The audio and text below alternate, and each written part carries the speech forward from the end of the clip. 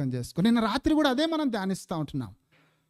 నెహమ్యా కానీ ఎజ్రా కాలంలో కానీ ఒక జాముసేపు ప్రార్థన, జాముసేపు దేవుణ్ణి బతిమలాడుకోవడం, 6 గంటల సేపు. ఈరోజు ఉపవాస ప్రార్థనలే లేవు. ఒక మీల్ భోజనం డిస్కనెక్ట్ చేసుకొని ప్రార్థన చేయండి అంటే ఉపవాస ప్రార్థనలు చేసుకోవడం లేదు.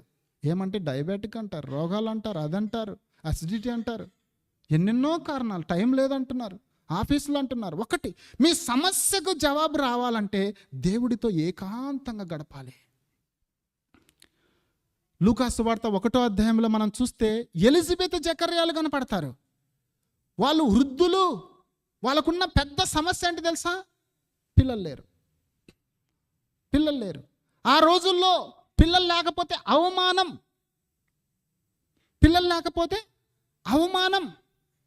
వాళ్ళు ఇప్పుడు వృద్ధులయ్యారు. ఎంతవరకు అవమానాన్ని భరించారండి? ఈ